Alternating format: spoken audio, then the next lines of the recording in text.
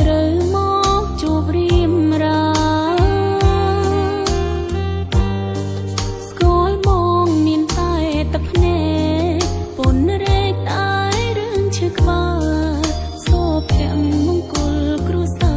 រថ្ងៃណាបានខ្ញុំស្គាល់ទៅមានប្តីដូចអត់ប្តីបងទុកស្រីថ្លៃសំខាន់ជាងយំឡើងដេកអោបនាងគេពុនច្រៀងថ្នមចិត្តពីបើប្រពន្ធខលចង់ដាច់ខ្យល់មិនខ្វល់ថែមួមើតើស្រីនៅខាងត្រូវនឹងប្រពន្ធខុសត្រង់ណាប្រពន្ធនឹងស្រីតើមានអ្វីខុសគ្នាឬជាសន្តានពុំងារទៀមទាត្រូវតែសោប្រពន្ធស្មោះស្ម័គ្រនឹងប្តីឯស្រីស្មងបងព្រួតដល់ឡើងបងចង់ខូចដល់ឆ្នាំណា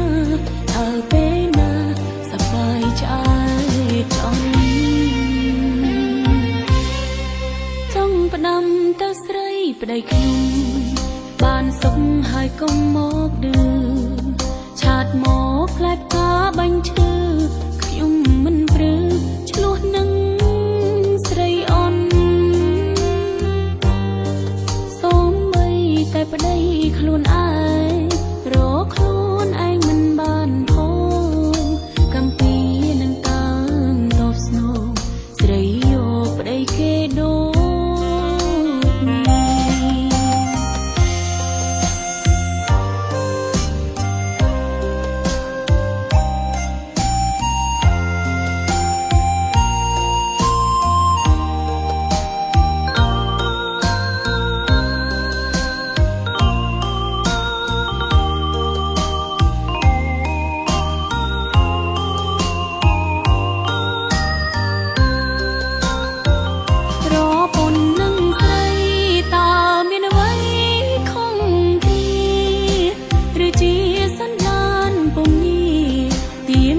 ត្រូវតែសោប្រពន្ធស្មោះស្ម័គ្រនឹងប្តីឯស្រីស្មងបងព្រួតដល់ឡើងបងចង់ខូចដល់ឆ្នាំណាតើពេលណាសប្បាយใจ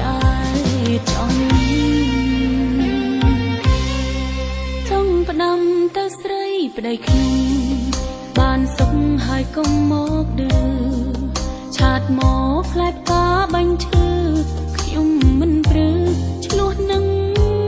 ស្រីអន់សូម្បីតែប្តីខ្លួនឯង